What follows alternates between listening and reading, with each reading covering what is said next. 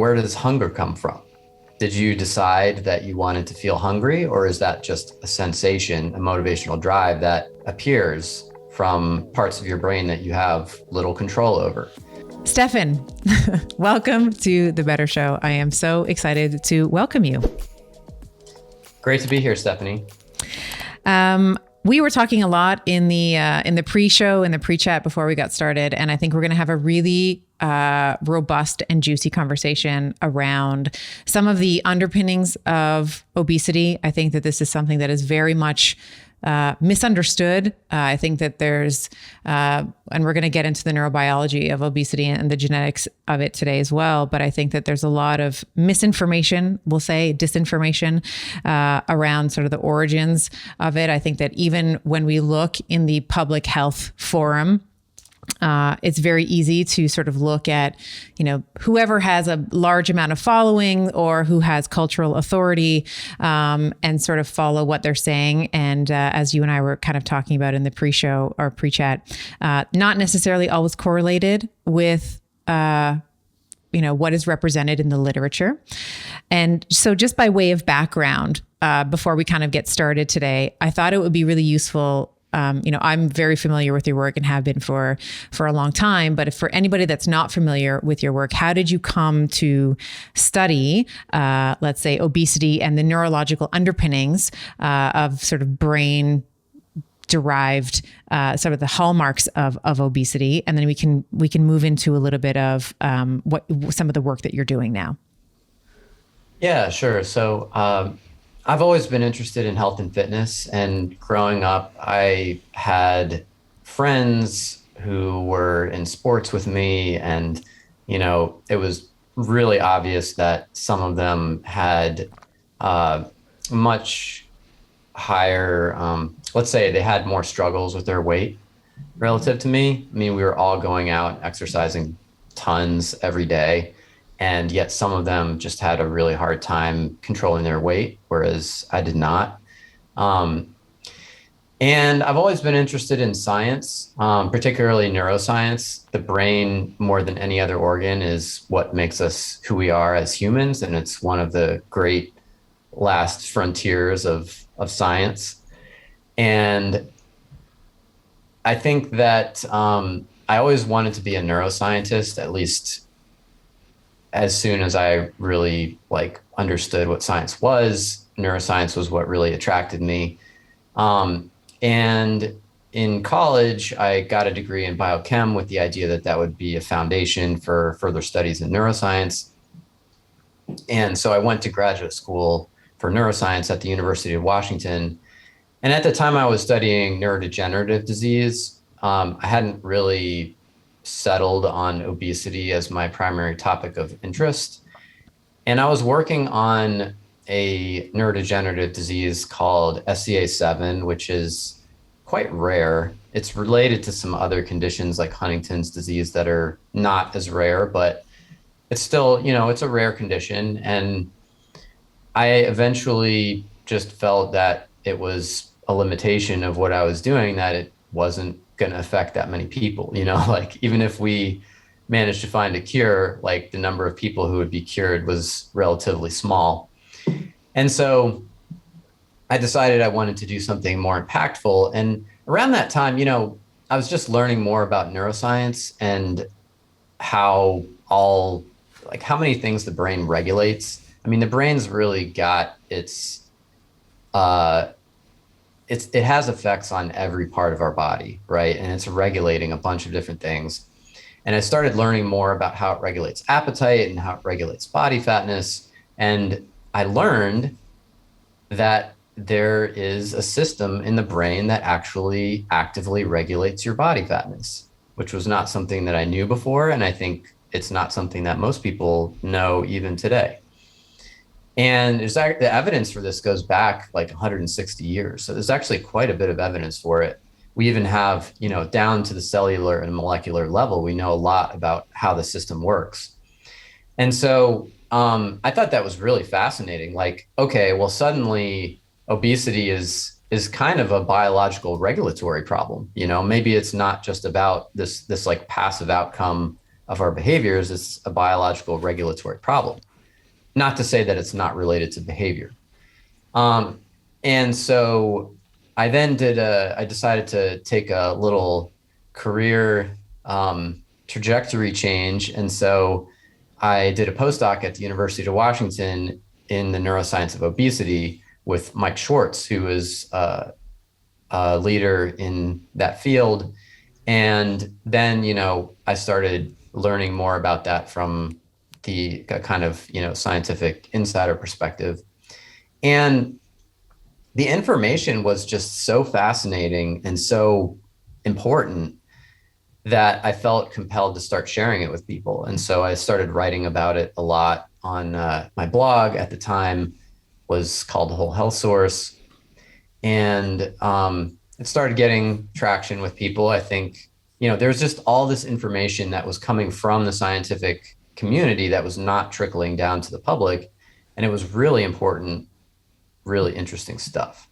And so, I wrote the blog for a while and tried to get some of that scientific information to the public in an understandable way. And eventually I thought the best way for me to do that would be to package it into a book, which is The Hungry Brain.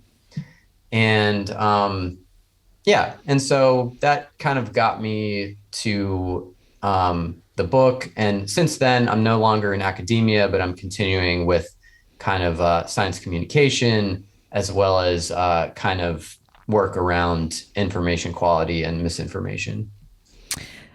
So I love that, and I want to maybe just double click on some of the findings that you found were, we'll say, shocking, or maybe they were aha moments for you in your lab with Mike Schwartz, because I think that a lot of people, when we think about obesity, and I actually put a little question box in my Instagram leading up to our conversation, like, what are some questions that you have about obesity? And a lot of the comments were, how can we teach these people to stop eating? How can we show them that, basically, like, how can we show them the way in terms of lifestyle? And in the sort of, we'll say, vein of transparency and honesty, I used to also hold those beliefs. I used to also think that there was a personality type of, like, there was a laziness factor or something like that that would cause this, continuous overeating, or this continual seeking of like hyper palatable foods. And there was just, if you just had the willpower, if you just could muster through the resistance, then you too could find the land of, paradise or whatever it is. And I've since changed my mind on that after working with so many. Now I tend to work more with women, and we're going to have hopefully a nuanced conversation around some of the sexual dimorphisms that we see between men and women in the neurobiology specifically. But what were some of the things that you discovered, or maybe, you went in with a certain preconceived notion, if you had any, around obesity, and what were some of your revelations in that lab at U of Washington? So I don't know that I had too many preconceived notions, but and also I want to point out that I was a very small piece of a big field. So when I talk about this stuff, this information that I was learning, most of it was not coming specifically from the experiments that I was doing. It's more kind of what the broader field was doing, and so I was contributing my little piece, but the most of what I'll be talking about was not work that I personally did, just to clarify that. And yeah, I mean, I think, so let me just start here. I think it is clear that behavior is related to weight. So behaviors are related to weight. We know that calorie intake, for example, is strongly related to weight, and that, how much we eat, what we eat, those are behaviors. However, I think what people don't appreciate is the degree to which those things are regulated by brain systems that are not fully under our control. And so if you think about, like, just to give you a couple of simple examples, where does hunger come from? Did you decide that you wanted to feel hungry, or is that just a sensation, a motivational drive that appears from parts of your brain that you have little control over?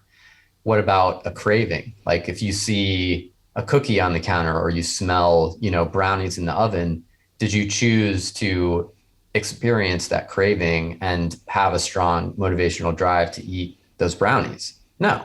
That's just something that arose from your brain. Your brain received that sensory cue, the smell or the sight of it, and that triggered something in your brain, and now you have this strong drive to go eat that thing.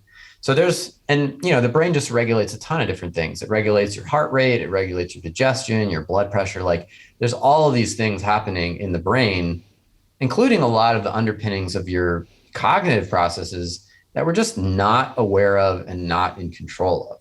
We have this perception that we are fully in control of ourselves, but in fact, we're kind of always being buffeted around all day by all this stuff that's arising from all these non-conscious brain regions, right? I think if you really think about it, it becomes quite obvious.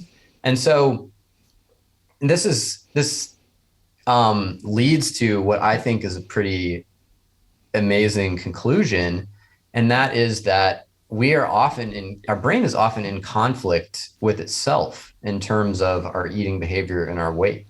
And so you have a part of your brain, like that conscious, thoughtful part that says, I don't want to eat too many calories. I want to eat the right type of food to keep myself lean and healthy, right? And then you have other parts of your brain, these kind of non-conscious or less conscious parts of your brain that are saying, no, I want to eat that brownie and I want to eat this many calories. I want to eat more calories than the conscious part is saying they want to eat. And so there's this conflict that's set up. And this internal conflict, these non-conscious parts of the brain, they're not designed to be overridden. That's the thing. They're not designed to be easily overridden by the conscious parts of your brain, because these are survival circuits. These are circuits that evolved in an ancient setting where it was life or death scenarios. And so like, it doesn't want all of your stupid conscious ideas to be messing with the regulatory system, even though those regulatory systems are in some cases totally out of date in the context of our normal, our prevalent food environment, today's food environment. Like they're misfiring basically. But they were designed for a reason and they're very powerful. And so I think those are a couple of things to really be aware of that I think kind of really it doesn't require scientific research. You can just think it through and come to these conclusions. But, one, we have all these non-conscious systems in our brain that influence our behavior. And two, we have this kind of internal conflict.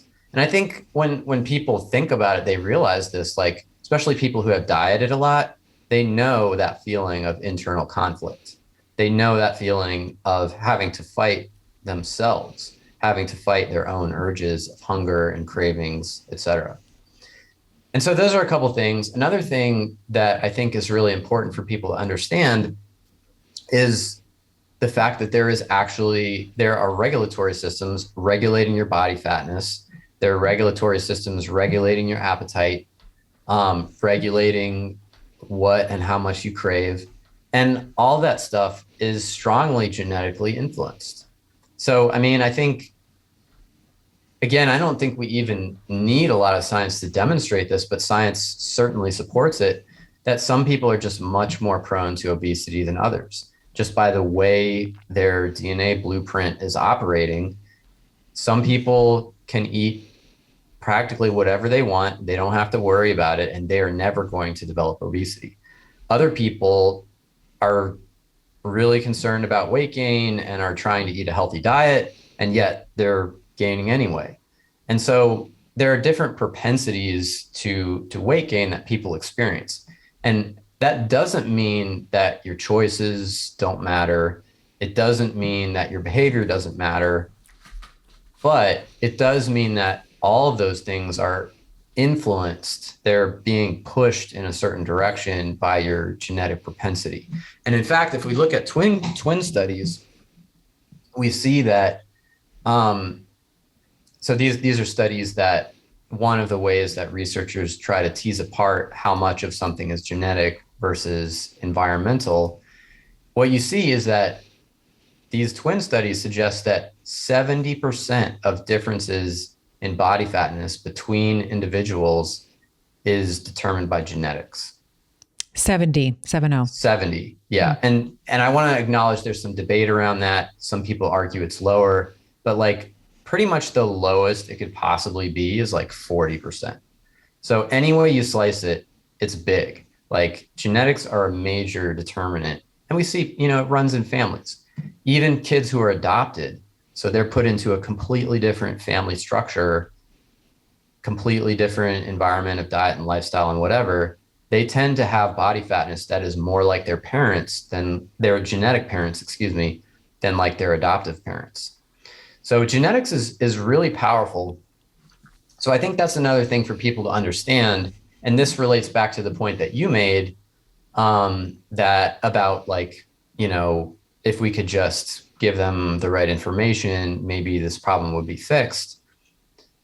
But realistically, unfortunately, that's not as effective as we would like it to be, because first of all, there's these genetic propensities in certain people.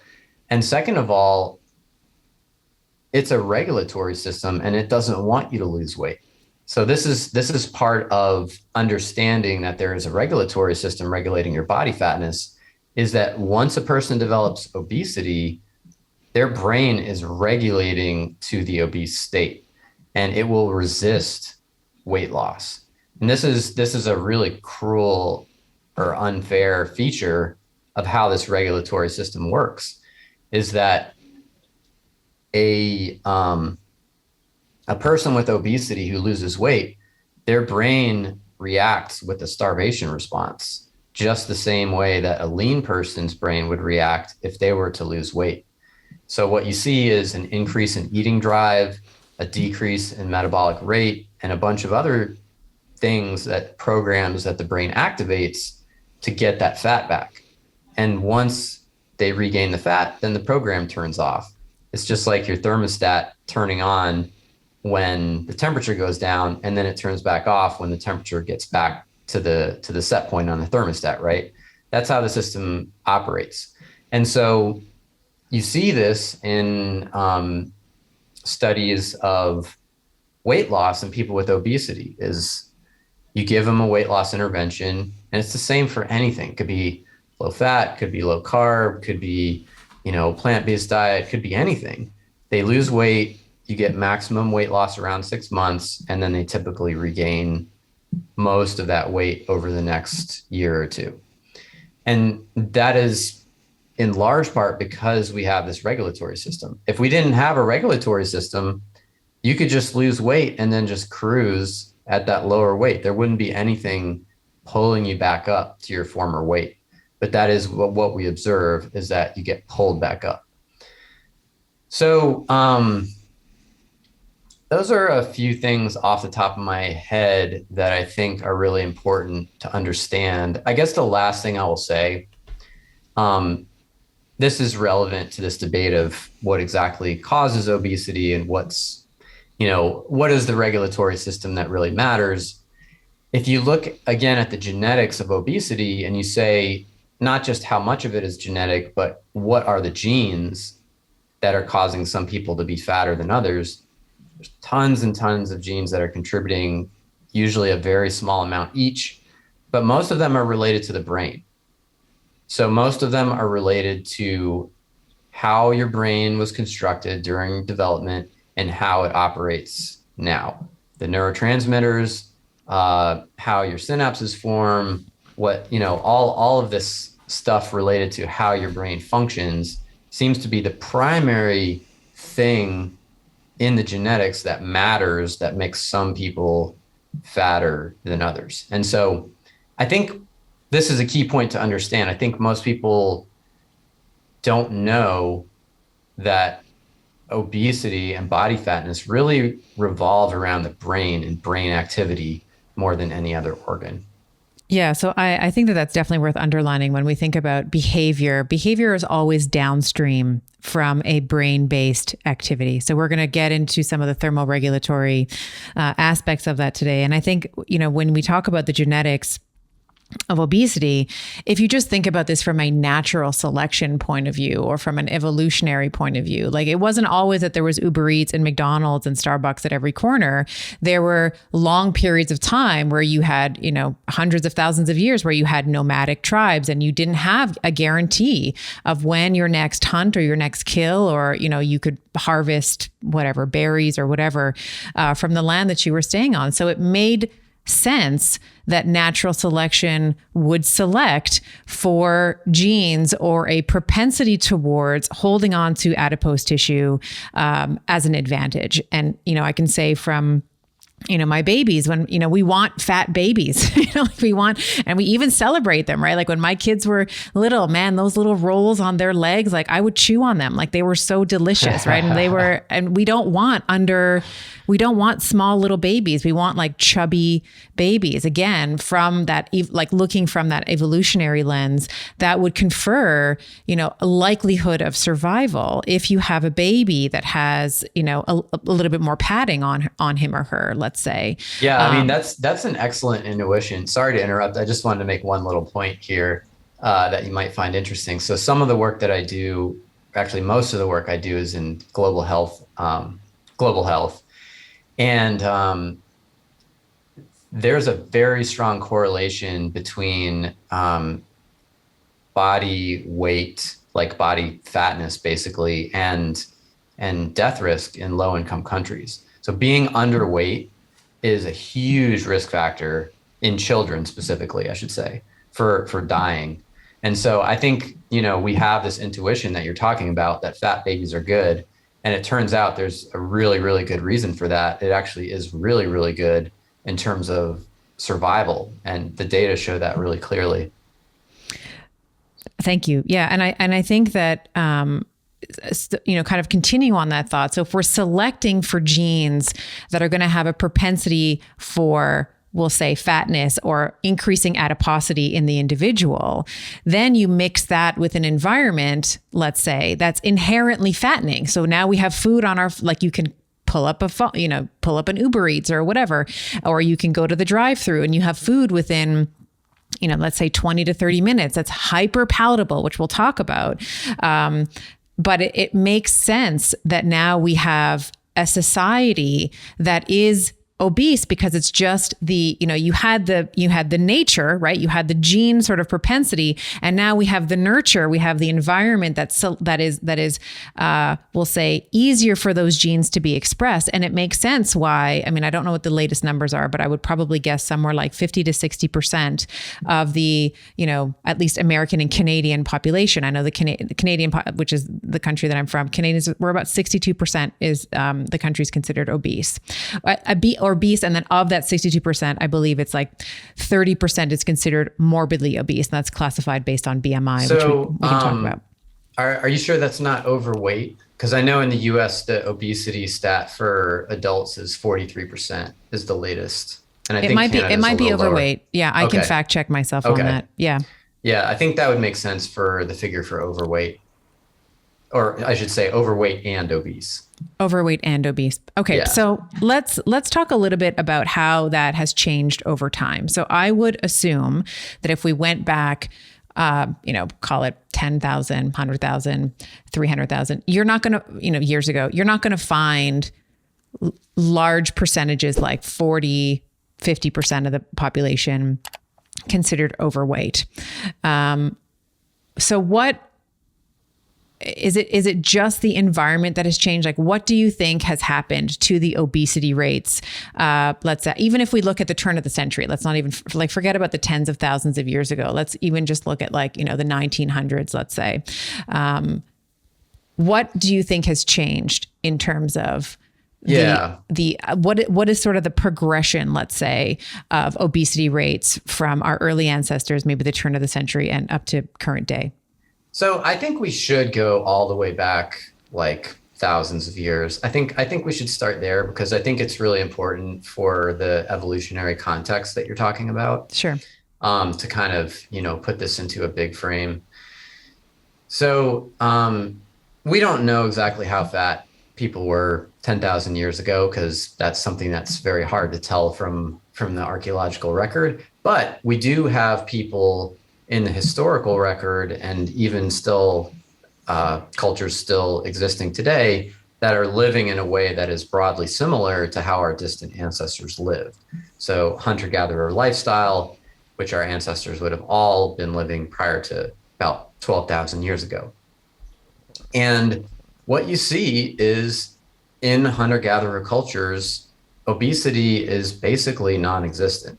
And the only reason I say basically is because I don't want to make a totally definitive statement that there never has been obesity, but I have literally never encountered a single instance of a hunter-gatherer with obesity in all the reading that I've done on this topic.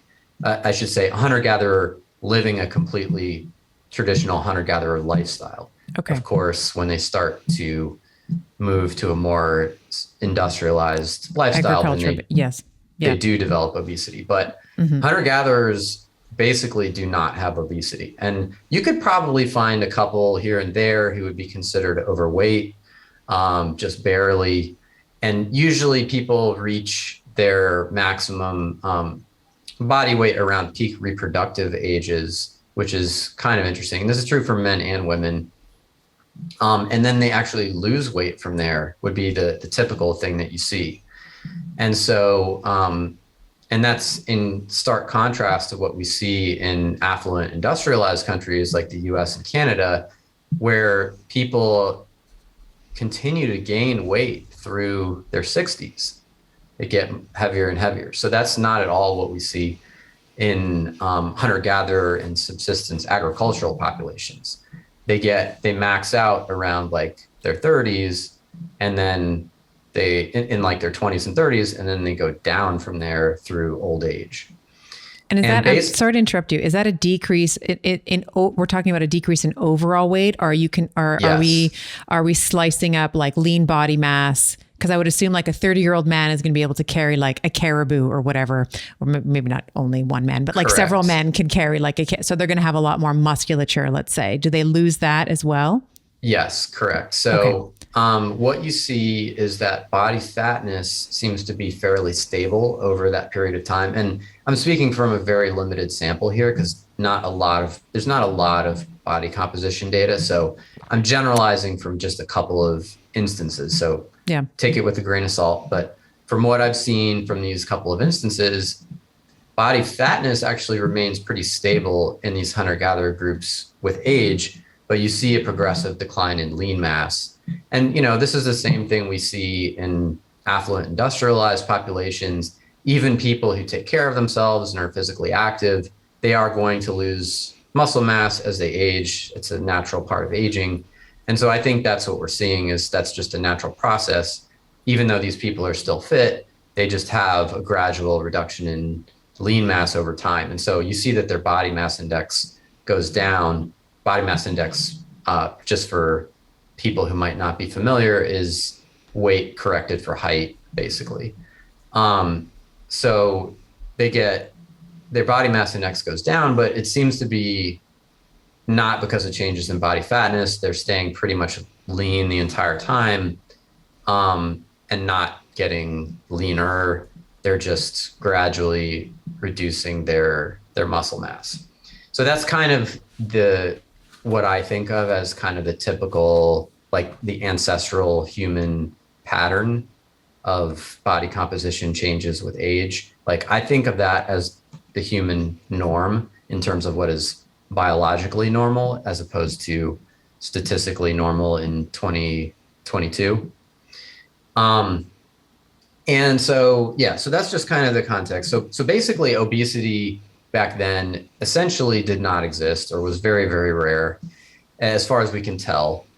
And so it just wasn't something that we needed to adapt to via natural selection. Like there wasn't an evolutionary pressure to prevent obesity from happening because it was very rare, and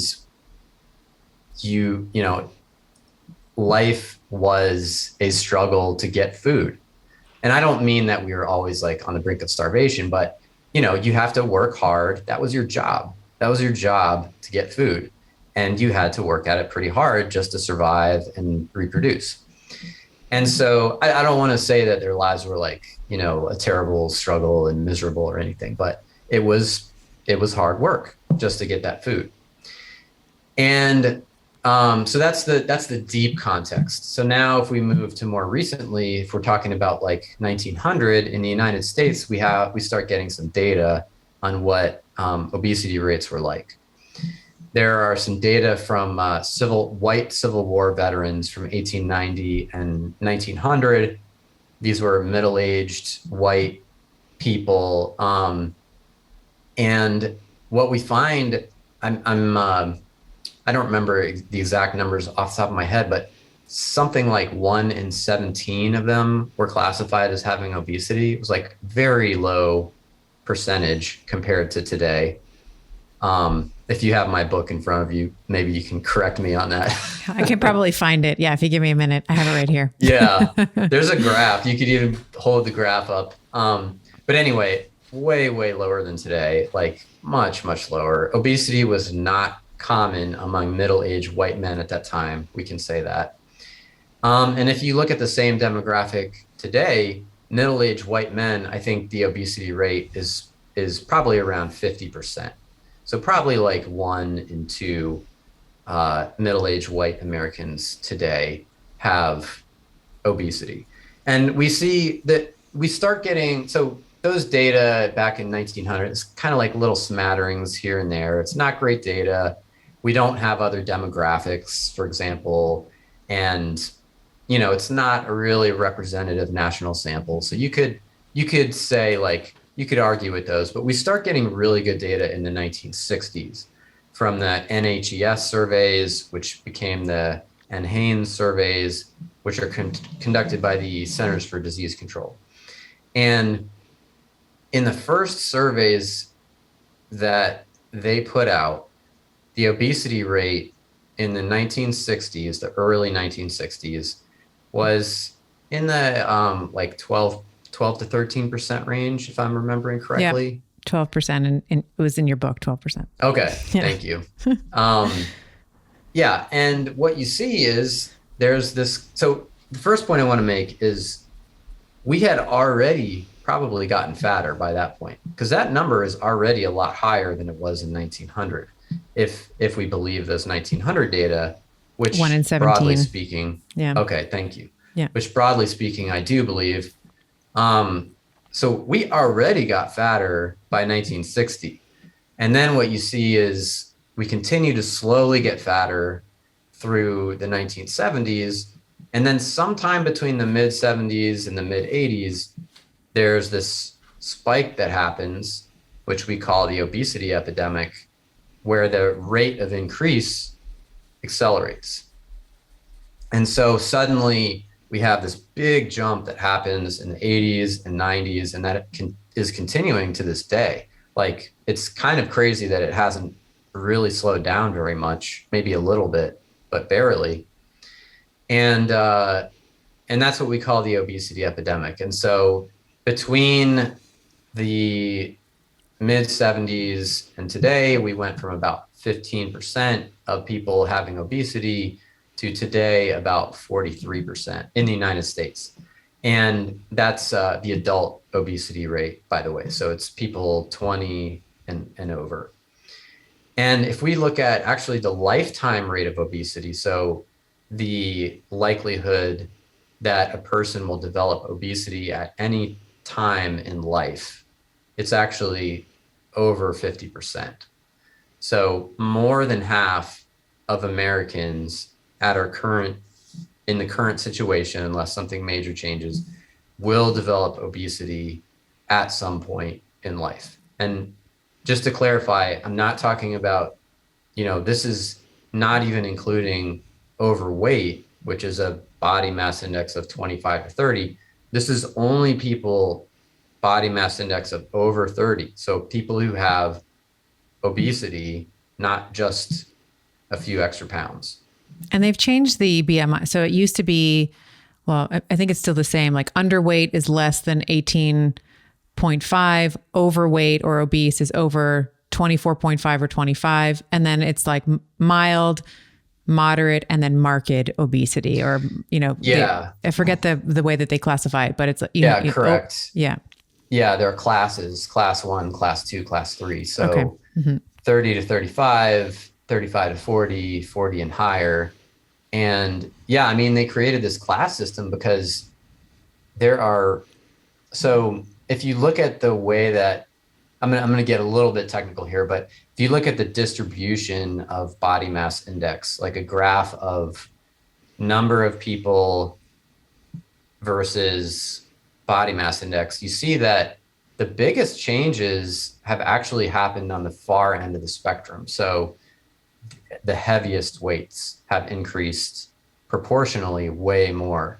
So in terms of the higher classes of obesity, so people who really have severe obesity, those have increased by like tenfold. So the change, so that's why we're doing the class system now. Like if you go back to 1970, class 3 obesity was really rare, but today it's not that rare anymore. So when you think about the distribution, let's say the area under the curve is what you're talking about. So like the bell curve has gotten flatter, essentially. So where you had more people sort of coagulated, let's say in the middle, we've had that apex of that curve kind of come down, and then the tails of the curve, let's say, they've come up as well. Correct. And particularly the tail on the upper end. So yeah, just to draw it out for folks, I'm going to try to do this backwards because I think the video will probably be backwards.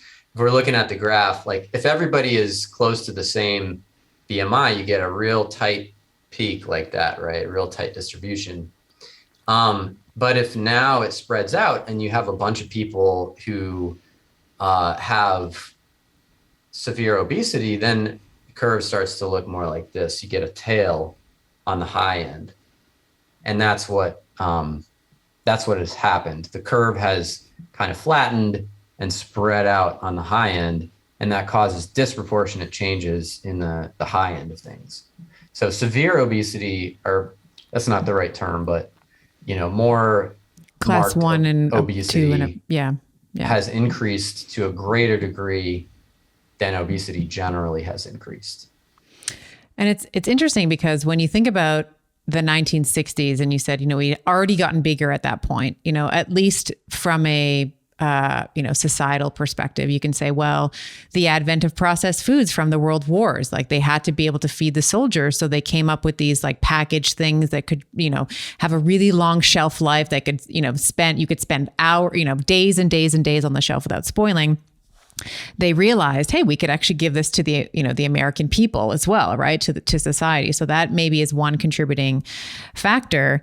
But the 80s is interesting. Like, and then you hear, the advent of TV dinners. Like, I remember even my grandmother had those little tables that you would just like click open and, have your little TV dinner, let's say, in front of. But the 80s is interesting. Like, somewhere in the 80s, we started to see this acceleration of obesity that you said hasn't really stopped to today. And what do you think that is? Is that just a culmination of more? Is that just the food industry sort of coming up with more of these like hedonic, bliss point foods? Is it fast? Like what is driving that accelerated rate of obesity? So I want to start just with a little bit of humility on this, because I think that, we don't have randomized controlled trials where we rerun US history with, a bunch of, wouldn't that be great? Variables changed. Yes, so I think, we can only just do our best guess of what actually happened. I think it's not obvious enough that we can have, certainty about it. So what I'm going to tell you is my best guess about some factors that were important. I think that if you look at US history over that period from like the 70s to today, and even going back further than that, you see really profound changes in food culture and in the way that we interact with food. So one of the biggest long-term trends is the shift from preparing foods at home to eating primarily commercially prepared food. So that includes both restaurant food and prepared food bought in grocery stores. So most of the food that Americans eat today is, and I don't know about Canada, but I would assume it's somewhat Oh, similar. we do the same. Anything that Okay. happens in the States, we tend to, there's an impact, there's an imprint on the Canadian culture. Absolutely. I mean, it's happening globally to some extent, but I think the US is, particularly far down this path. You see this marked shift toward eating prepared food. And most of the food that people eat in the US is not prepared by them from single ingredients. It's prepared by someone else, whether it's a food corporation or a restaurant. And so I think that's really been a marked shift. You can see this, for example, in the incredible rise of fast food restaurants that started in the 60s and skyrocketed kind of really in parallel with the obesity epidemic. And I don't want to say that in particular was especially important, but I do think it is a marker of how our culture was changing around food at that time. And you see around the time of the obesity epidemic, you see this explosion in food marketing and in the number of products that are available in grocery stores, like a huge explosion. There are, in the average grocery store today, there are tens of thousands of food products in the average grocery store in the US today. It's kind of a mind-blowing number, but that's what it is. That's a crazy number. And that's increased by like tenfold since prior to the obesity epidemic. Mm-hmm. And so I think there's just a lot of processed food. There's a lot of different types of food. And that food is really being pushed hard on us by food advertising. Another thing that we've seen that kind of correlates with this is an increase in snacking behavior.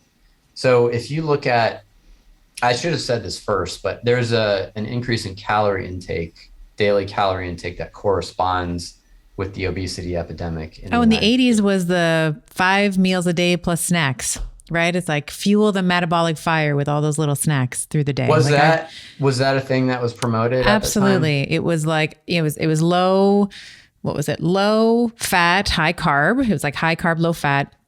And then lots of snacks, it was like kind of fuel the metabolic fire with like constantly snacking and eating and grazing. And that's a way, like that was sort of touted as a way to lose weight or to keep your, figure under control with all these little snack packs. So you get like little 100-calorie snack packs. Yeah. Yeah, that seems like bad advice. Yeah. Anyway, I think that's helpful context because I don't remember that. But I think that you can see that eating occasions per day in the data increased around that time, and really by a lot. So, and even from the 60s, the 1960s, it was kind of like 3 square meals a day. Yeah. And then to the 80s, where it was like 5 or 6 meals with 3 meals plus 3 snacks. Yes. Yeah. Yes. And people might have had 1 snack a day in the 60s or early 70s, but what we transitioned to was eating like 5 or 6 times a day. And if you look at the increase in overall calorie intake that occurred over that period that corresponds with the increase in body fatness, you can basically fully account for it by that increase in between meal eating. And I say eating, I'm including drinking because there was the soda thing. That was part of it. And so Slim Fast, there was also Slim Fast from the 80s. It's like your meal is like a meal in a shake. It was like a calorically dense shake. I think the main issue was sugar sweetened beverages though, because I think a lot more people were drinking those. And so you had people, so when I say eating occasions and snacking, I'm including consuming sodas, by the way, just to be clear about that. And so people were adding these snacks, adding these beverages between meals, and maybe they didn't think soda was healthy, but I think at the time, it was low fat. Probably people didn't think it was as bad as it actually was. And so you had these increases in snacking, increase in total calorie intake. And I don't want to say that's a complete explanation, but I think that's probably part of the explanation that this whole thing of culture change and advertising and snacking behavior, I think, is kind of a package that contributed to the issue. And then at the same time, we stopped smoking cigarettes. And so what you see is from the basically 1980 to today, there has been in the United States something like an 80% reduction in cigarette consumption. And cigarettes, it's a horrible habit. It's very, very bad for your health. It's an appetite but suppressant. Yeah. It does make you leaner. Yeah. Nicotine acts in the brain on these appetite circuits in the hypothalamus, and it makes you leaner. And so you withdraw the nicotine. Basically, what I think happened is that we would have been fatter in the 50s, 60s, and 70s if we hadn't been constantly smoking like chimneys. And so you take that away, and I think that kind of was part of the reason why our weight kind of bounced up in the 80s. And there have actually been studies done to quantify the contribution of smoking cessation to the obesity epidemic. And what they find is that it does seem to have contributed. It's not like the main factor, but it does seem to have played a small role. I do want to add. Sorry. Go ahead. No, I wanted to add one more, maybe oil to the fire here. And I know I'm going to get some slack for saying this, but I'm going to say it anyway.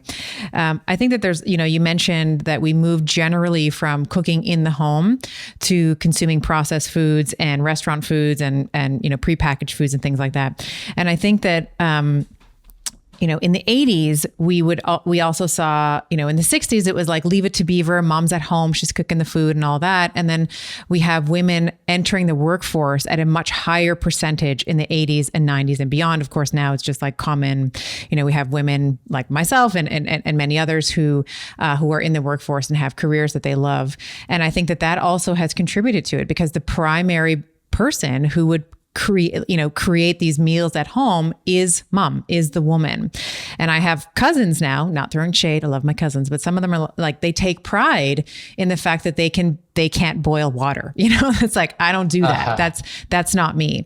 And I think that there's also been a bit of a cultural shift away from, and this is maybe getting into feminism, and we don't have to go there because I know that it's a very convoluted and very, nuanced conversation. But I think with the advent of being very extreme in sort of shucking all of the previous sort of roles that women played in the home, and in the, in the nuclear family and in the dynamic, like there's sort of a shift, let's say, that has happened over the last 40 or 50 years, where now, having children and cooking is almost seen like, there's a little bit of this like, oh, that's just like, silliness. Whereas, and I think that has also contributed a lot. Like my cousins who are very proud of the fact that they can barely make pasta. So I think that there's something to be said there as well. And you don't need to comment on that, but I just wanted to also throw that into the. No, I'm happy to comment on it. I agree with that. I think that, you can just look at the numbers. There were major changes in workforce participation among women, and obviously a traditional role for women prior to that was making food. And so, yeah, I think that's absolutely the cultural context in which a lot of that happened. And I'm not making any judgments at all about that, not saying it's bad. I understand people make those decisions for totally valid reasons. So it's not a judgment. It's just a statement. It's just an observation. Correct. That people, their role in the home changed. And that was part of the reason why we saw this shift away from home cooking. Do we see any, in obesity in general, do we see any do we see any sexual dimorphisms in obesity between men and women? Are women bigger or smaller, men bigger or smaller? Like, I know if you kind of dice it up with like socioeconomic status, you're probably going to see some changes there. But specifically between men and women, do we see differences in their rates of obesity? Yeah. So what you said about socioeconomic status is correct. You start to see bigger differences if you dice it up like that. The overall rates, I don't think they're identical, but I think they're pretty similar. I'd have to go back and refresh my memory on exactly what the numbers are. But at least in the US, there are not large differences across between men and women overall. Okay. So basically everyone has gotten bigger categorically since the 80s. Yeah. But again, if you start to slice and dice it into like demographics, socioeconomic, race, you can start seeing some differences. So I'm just talking about the, highest level, all men versus all women. There are not big differences. And I do also think, I kind of push back somewhat against people will say that obesity is economic thing or a socioeconomic thing that affects poor people. Everybody's gotten fatter in the United States, unless you're really looking at like the top 1%, maybe. I think you would start to see big differences. But I mean, any demographic you want to look at in the US, people are fatter today than they were 50 years ago. So, and you can make the argument that the bottom 1%, let's say, is arguably much more affluent and much more rich, we'll say, than some of the hunter-gatherer tribes as well. So that you can also say that, as a whole, the United States or Western society would be considered affluent in that we don't have to worry about where our next meal is coming from. We typically have $1,000 phone, something like that, within the probably in the same room or the next room. There's electricity, there's lighting, there's water on demand. Whereas some of these, if we compare those to maybe like the Hazda tribe or something, or tribes that, exist today that most closely replicate, what our foremothers and forefathers lived like, you could argue that they are much more affluent than those sort of ancient tribes. Yeah, I think this is a complex topic. But I will say that in terms of food access, there is not, in terms of just getting access to enough calories, today, there are very few people that don't have access to enough calories relative to the historical norms. So I will definitely agree with that part of it. What about the one more question, and then I want to get into the neurobiology. Like I want to talk about the hypothalamus and leptin and stuff. You mentioned before that the BMI, the curve is sort of flattened, and we see this tail end on the obese side lifting. Have we not seen that on the lower end, on the underweight? Because I know that there's also the same kind of class system, like mild, moderate, marked underweightness with BMI. Have we seen that increase or decrease with time? Yeah, honestly, I'd have to refresh my memory on that. The recent historical data, I think there are fewer people that are underweight, but I'd have to verify that. What I can say is that if you compare today to those older data back in 1900, there are a lot fewer people who are underweight today than back then. So there actually were a lot of underweight, what we would today consider underweight people in those middle-aged white Civil War veterans. So, this comes to another thing that I just wanted to briefly say is like, those people who didn't have obesity, they weren't necessarily healthy. I mean, the diet was pretty poor at that time. People were eating a diet that was primarily made of white flour. And we could talk about the historical reasons for that. But around that time, that was like the peak of white flour consumption. It was not fortified. People had all kinds of vitamins and mineral deficiencies. They were eating a good amount of white sugar too. And so the diet of the average person, but especially of poor people, was really poor. And so I think these people were not necessarily that healthy. It's just that they didn't usually have obesity. Because they didn't have access to an abundance of food. But maybe the genetic predisposition was there. Like if those individuals in the 1900s lived today and were consuming all the breads and the chips and the brownies and the pastas and the pizzas and the whatever, you could make the argument that those individuals who were underweight were just doing so because they were underweight because they didn't have access to the abundance of food that we have access to today.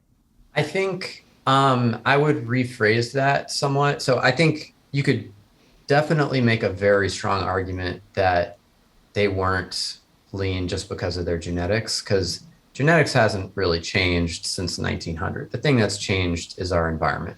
Right. So it's definitely environmental change. I don't think anyone could argue with that. that has driven the increase in obesity. But I think it's not just about access. I don't think it's literally the case that like, they could only get like 2,000 calories a day and not 1 calorie more. I'm kind of straw manning your argument. I'm just trying to make a point. And that was what was keeping them lean. I think it's more like they had an overall food environment and lifestyle that did not promote overconsumption, if that makes sense. Yeah, totally. And I mean, access probably was an issue for some of them. I just don't think like literally not being able to get enough calories was the main reason, if that makes sense. Yeah, yeah. Let's move into some of the brain-based stuff and some the neuro. I want to talk about some of the drivers. I mean, we've been touching on it a little bit in our conversation, and you mentioned the thermostat, and I know that in your book and others have referred to the way that we regulate adiposity is, we call it the lipostat. And we've talked about the brain sort of being upstream from our behavior. So maybe you can touch on what we've learned about, maybe what the lipostat is, and then some of the factors that are governing how much adiposity or how much, leanness or fatness, let's say, an individual might have. Yeah, absolutely. So just to give a little overview of the system that we call the lipostat, so lipo means fat and stat means the same. So in the same way that a thermostat regulates temperature in your home, the lipostat regulates the amount of fat on your body. And it's primarily located in a part of the brain called the hypothalamus, which is a little part on the bottom of your brain, the bottom surface of your brain. And it looks like a little piece of chewing gum that was stuck to the bottom of your brain. And it gets lots of input from other parts of the brain and from hormones and nutrients and from sense organs and everything. So it's the inputs are complicated, but that's really the regulatory center. And one of the key inputs it gets is from a hormone called leptin. So leptin is the main hormone in the body that regulates body fatness, that participates in this regulatory system. And when we think about how a thermostat works, a thermostat has a thermometer that measures temperature, right? And when the temperature goes below what it's supposed to be, what you set the thermostat to, then the thermostat reacts by turning on the heat to bring the temperature back up. And so the thermometer in this case is this hormone leptin that is produced by fat tissue. So the more fat tissue you have, the more leptin it secretes, and that's in your blood, and the brain detects it. And just like your thermostat, it says, is this amount of leptin the right amount, or is it too low? And if it's too low, then it kicks on this regulatory system, this response that I call the starvation response, to regain the lost fat. So your brain perceives that you don't have enough fat on your body, and it kicks in this whole suite of behavioral and physiological responses to bring back that fat that it perceives is missing. And unfortunately, the brain can perceive that you don't have enough fat even when you already have a lot of fat on your body. So if a person with obesity is not trying to diet, and then they do try to diet. So if they're not trying to diet, they're already at the weight probably that their brain, quote, wants them to be at, the system. And then if they lose from that, their brain is going to say, we don't have enough fat anymore, and kick on that starvation response, even though they may still have a lot of fat on their body. So it's not, the regulatory system doesn't really have the same concept of how much fat is enough that we might have when looking in the mirror. And this system, just to state this clearly, is not totally non-conscious. This is not at all about how we think, What you want. Yeah.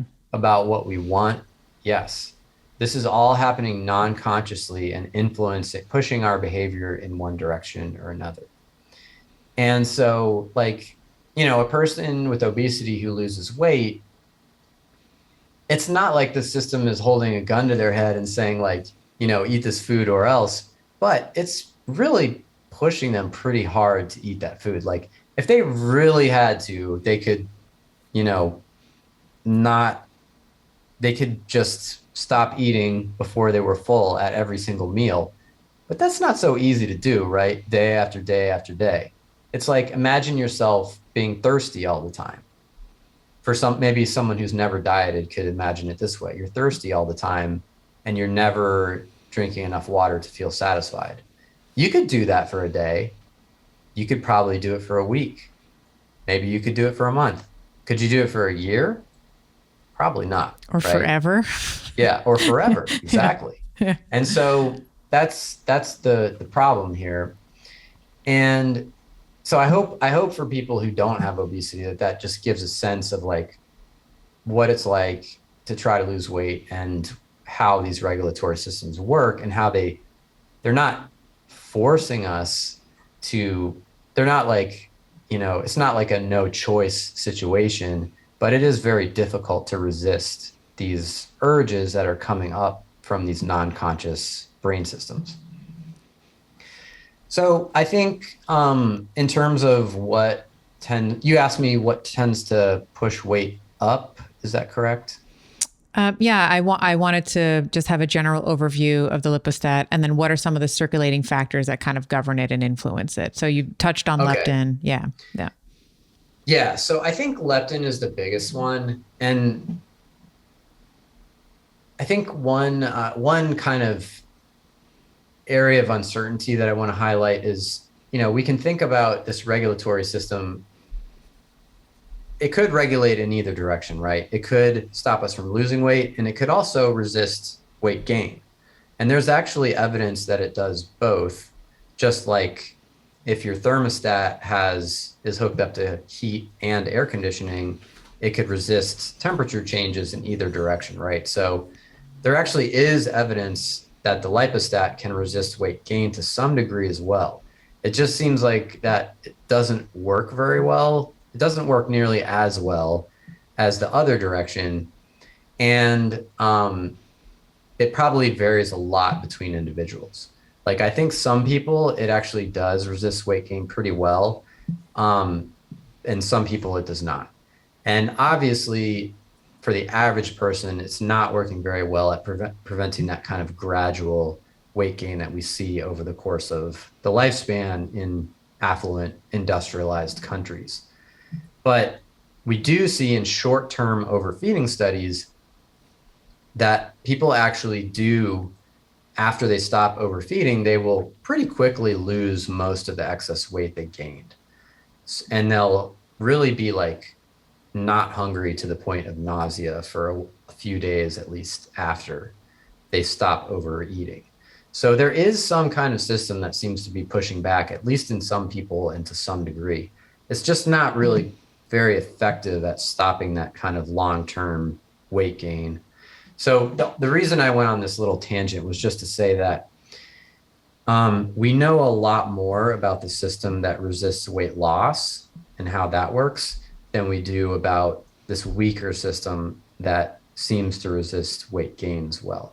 So that makes a lot of sense, even just from an evolutionary perspective. It would seem that the system would be selected to work better at protecting against fat loss than it would for fat gain, because fat loss is going to be more catastrophic to the survival of the individual than fat gain would be. Yes, it's more catastrophic, and it's also far more common. So it was just a lot harder to develop obesity than it was to become underweight. And so, yeah, I think it was a more common scenario, and it was a greater threat to life and reproduction. And so, yeah, I agree. There was probably a much stronger selective pressure there to develop stronger regulatory systems in the downward direction. So anyway, I just wanted to put that little nuance out there that mostly what I'm talking about is the one that resists weight loss, because that's the one we understand better. So leptin is really the most important piece of that regulatory system in terms of the input into the system, what it's listening to that helps it decide how to regulate. But there are other hormones. There are a bunch of other hormones that may have smaller effects, like ghrelin is a hormone that's produced by the stomach that may have some effect. There are a bunch of satiety hormones that may have small effects, like GLP-1, GIP, amylin. So it's complicated. And I think there's also, my belief is that there's a lot of context that is coming into these regulatory systems from other parts of the brain that we don't understand very well right now. Because we know that this set point, so the body fatness level around which the system is regulating, it can change. It's not fixed forever. So, most of us gain fat with age, but also you can take rodents and you can feed them different types of diets.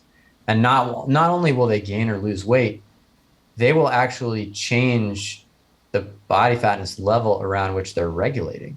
And on really short time scales, like you can change that in a week and make large changes depending on, I'm talking again in rodents, depending on the type of diet that you feed them and the kind of environment they're in. So I think that there are a lot of this is what we're learning about the brain in general, is everything's connected to everything.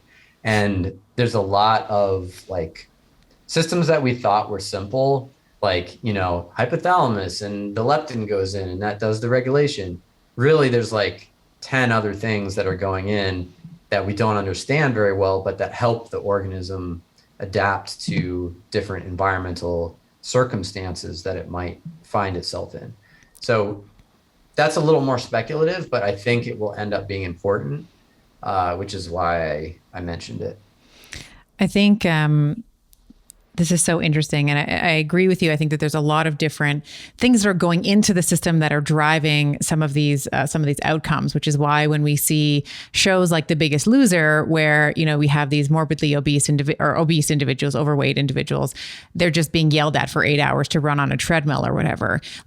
To your point, that's not really sustainable. If we take that thirst, example, how long can you be thirsty? You can probably be, and humans don't want to be uncomfortable, right? So we have to really be thinking about, is it sustainable for someone to work out for 8 or 10 hours or whatever they're doing every day? And that's why we see 98 or whatever the stat is, the majority of participants to shows like that, these extreme weight loss shows, all gain the weight back. And what I think I would guess it would make for incredibly boring television, but it would be just very slow, stepwise changes in maybe behavior and taking into account that there's going to be setbacks and very, very mild, let's say, caloric deficits, so that we are not invoking some of the survival biology and the lipostat is not freaking out and changing your leptin levels and your ghrelin levels and all of the other things that are sustaining sort of this fat set point over the long term. The other thing I wanted to just ask you about, I thought this was so interesting in your book. So I, my undergrad is in neuroscience. So I remember, learning about the ventromedial hypothalamus and these, and you actually, in the book, you gave an example of, I think it was the 1890s. This woman just was eating everything. She was hyperphagic. And they found that she had a tumor event. When they did, postmortem autopsies, they found that she had a tumor in her VMH. The other thing that I thought was really interesting was the role of the brainstem in acute. So, when we look at the lipostat, what we're talking about is sort of fat mass regulation over the long term, over the arc, let's say, of someone's life. But the brainstem, it seems is also involved in maybe meal to meal, let's say, regulation. Can you touch a little bit on that and some of the mouse studies that these these mice that essentially didn't have a hypothalamus, didn't have the VMH kind of, with the input and what was noticed there? Yeah. So there's a lot there. So I'll try to break it down into three big pieces. First piece is I just had an idea for a new TV show, and it's called The Biggest Gainer. And it just follows people after The Biggest Loser. No prizes, just see what happens to these people and catalog their lives and their weight changes. Maybe at the end of every episode, you just show a weight curve, for all of them. Seems like that would make interesting TV and also really be informative about, the struggle I think that those people are facing. Can you Yeah. imagine like losing 100 pounds and then all of a sudden you don't have all this support anymore and no one's like yelling at you while you run on a treadmill and you're just slowly regaining this weight? Yeah. It's got to be miserable. Yeah. Um, so to the neuroscience, I think that, yeah, the neuroscience is super fascinating to me and the history of how it was all discovered. So the woman who you referred to, her name was Eliza Moser, and she lived in Vienna. And in yeah, she developed spontaneous obesity, and in a short period of time, something like a year, she went from kind of normal weight to having severe obesity. And she had some other health issues as well develop around that time. And eventually she died. She died in 1839. And this doctor named Bernard Moore did an autopsy. And he found in her brain that there was a tumor in her hypothalamus. And that's really the first evidence we have in the scientific literature of the brain playing an important role in body fat regulation. That's the first evidence that I'm aware of in the scientific literature. So that was a long time ago. So this research has been happening for a long time, which is, to me, part of what's surprising about how little public awareness there is about it. And then if you go to the turn of the century, the early 1900s, there were at that time a lot of reports. People were really quite aware of the fact that, I should say, the medical community was quite aware of the fact that people who got tumors in their hypothalamus often developed severe rapid onset obesity. And we see that to this day. It's called hypothalamic obesity, and it's a tough condition. And they wanted to know why that happened. And so they started using animal models, and they developed all these amazing tools like stereotaxic instrument, which I'm sure you're familiar with because of your neuroscience background, which lets you really precisely do brain surgery, even on rodents. So obviously rodents have small brains. And so you need extremely precise instruments to do surgery, especially on small parts of the brain like the hypothalamus. And so they could go in and just do lesions, do little damage to different parts of the brain and see how it affected weight. And what they found was there is this part of the brain in the hypothalamus called the ventromedial hypothalamus, the VMH. And when they damaged the VMH, these animals became severely obese very rapidly. And they would do these lesions on the animals under anesthesia, and the animals, as soon as they came off the anesthesia, they were just stuffing their faces.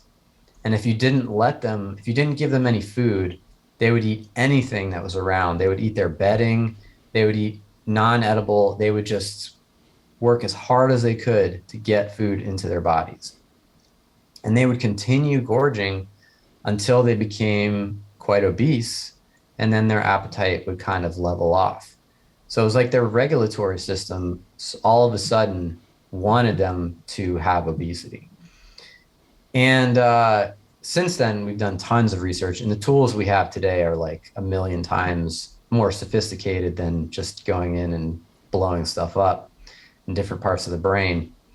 And so we have all these circuits worked out, and we know some of the cell types in the hypothalamus that are receiving that leptin signal and where they're going to regulate appetite and to regulate metabolic rate and other things and behavior. And so I don't think it probably doesn't make sense for me to go into detail on that unless you have specific questions, but I have some amount of detail in my book. And then, so that is kind of the overview of the hypothalamus. But one of the key ways that the hypothalamus does its job in regulating body fatness is in its connections to the brainstem. So this gets to the second topic that you mentioned, which is the brainstem control of meal-to-meal food intake. So the hypothalamus controls it. It is regulating your body fatness and trying to measure to regulate your body's long-term energy status, which is basically the same as your body fatness. But there's a different part of your brain in the hypothalamus that's regulating your food intake on a meal-to-meal basis. And that I call the satiety system.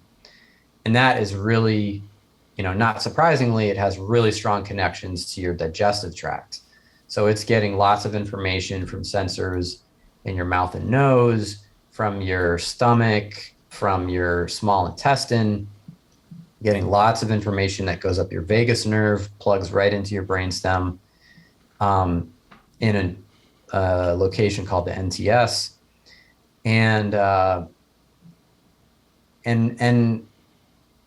And then that is the part of your brain that decides when at a meal you feel like you're done. So, people kind of intuitively have this feeling like, well, the way we eat is that we sit down and we start putting food in our mouths. And once the stomach is full, then we're done, right? Like you stop eating because there's Yeah, no but more how? room. What's driving that? Yeah. But it's not even true. Like your stomach has way more space in it than it would take for you to just eat the amount of food that you habitually eat. Like you could, if you were putting your stomach to maximum capacity, you could probably be eating meals twice as big as you normally eat, maybe even bigger than that. If you just Right. take a human stomach and you just like put water in it, it's huge. So the thing that stops you is not actually your stomach capacity. It Right. is your brainstem Yep. getting signals from your digestive tract that build up to a point where it says you've had enough. And that's when it generates that feeling of stomach fullness, of loss of interest in food. It's broadcasting that signal to parts of your brain that are generating motivation and eating behaviors. And it's saying, hey, you can shut down now. We don't need that motivation. We don't need the hunger. We don't need the eating behavior anymore because we've had enough. Right. And so And this the is cool thing vaguely is, driven. This is vagus nerve driven as well. So we have these receptors in the small intestine that are kind of like scanning the composition of the food. Have I had enough amino acids? Is there enough fatty acids here? Carbohydrates? And then that's going to send that, that's a vagus mediated process. Yes. yes. And I don't want to say that 100% of it is vagus mediated, but that is a very important element. And I would say probably the main element. Yeah. And the cool thing is that the gain on this system is set by the hypothalamus. And this is what you would expect, right? So like if the hypothalamus decides that you don't have enough body fat, one of the ways you would expect it to get the fat back is by making you eat bigger meals, right? And so that's exactly what happens. It tells your brainstem, okay, from now until we get the fat back, you're going to need bigger meals to feel satisfied. So you're going to need a greater buildup of all those signals before you turn the motivation off and turn the behavior off. And so there's that interconnection between those two systems in the service of both the short-term energy regulation and the long-term energy regulation of body fatness. And another thing that I think is really interesting and actionable about this system is the amount of satiety you experience, or satiation, I guess, which would be at the end of the meal, is not that closely, it's not, I should say, it's not perfectly related to the number of calories that you eat. So certain types of foods will create more satiation and satiety than others per calorie. And so this is important because if you're eating high satiety foods, you can actually reach that point of feeling like you're full and feeling like you're ready to end your meal while having consumed many fewer calories than if you were eating low satiety foods. Because this is how we normally operate intuitively, right? We sit down to a meal, you start eating food, and you stop when you don't feel hungry anymore. That's just like the intuitive way that most people But again, that's a interact behavior. with food. The behavior is stopping eating. So we have to think, what is the brain doing to stop that? Correct. Yeah. And that behavior is related to that motivation level and that hunger level that's all coming from different brain systems. And so basically you can kind of like, I don't want to say trick the system, but you can guide the system in a different direction depending on what types of foods you're eating. And I think it's really notable that, and I'll go through this in a little more detail in a moment, but I think it's really notable that the types of food that have a low satiety per calorie are the types of calorie dense, highly processed foods that A, we intuitively recognize as fattening, and B, we're eating more of in recent years. Yeah. And so the foods that the food properties that cause lower satiety per calorie are higher calorie density. So in other words, more calories per unit weight or volume. So like foods that have a high water content have a lower calorie density. Like you could compare like a grape versus a raisin. A grape has a relatively low calorie density. A raisin has a high calorie density because you've taken the water out. Yeah. Like any dry, like I was looking at, we have dried mangoes. Someone brought over a gift basket, and I was looking at the little thing on the back, at the little breakdown of the calories. And it was like 42 grams of sugar for like a little strip. And I could never imagine the equivalent size in like a fresh mango being that dense. Yeah. Yeah. Absolutely. Any and dried like fruit. Yeah. Always off the table. Potato chips versus potatoes, Right. crackers versus a bowl of oatmeal. Mm-hmm. Like those are very different calorie densities. Mm-hmm. And so that's one of the factors.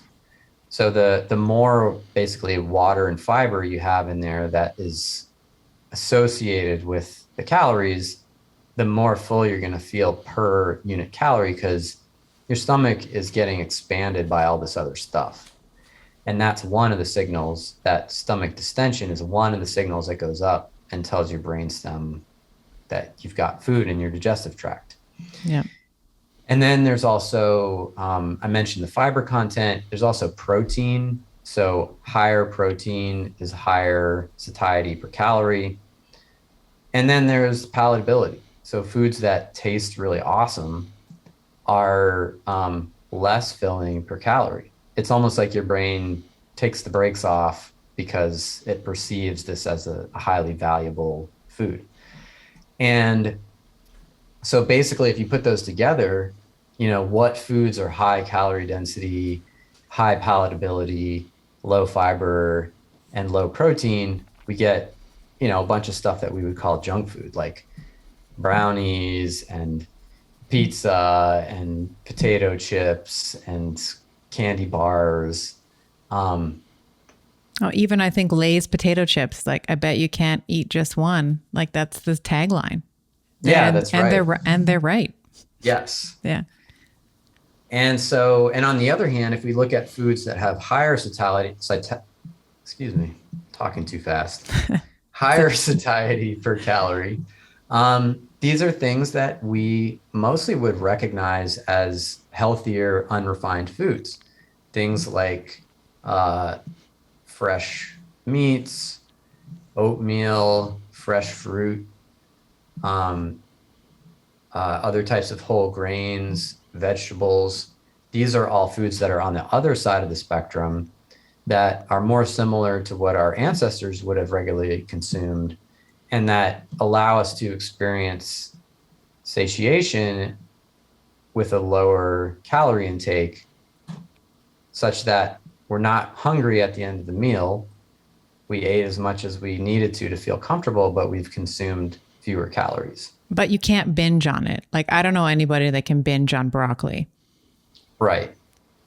Right. Like, it's really hard. You know, when I'm working with women, one of the things that we'll start to talk about is like, you can have unlimited amount of vegetables. Like, there's no limit. Take the brakes off. It's very difficult. I've never had anyone say, you know what, I just went to town on those peppers. Like, no one does it, because there's that, you know, that water you were talking about, and the fiber, and the, you know, and maybe just the palatability. Like, there's only so many peppers you can have before you're sick of them. Yeah, absolutely. And, you know, there are studies that have been done on what are the types of foods and the food properties that people experience strong cravings for and experience loss of control of eating behavior around. And what you see is that typically these are foods that are calorie dense combinations of fat and carbohydrate together.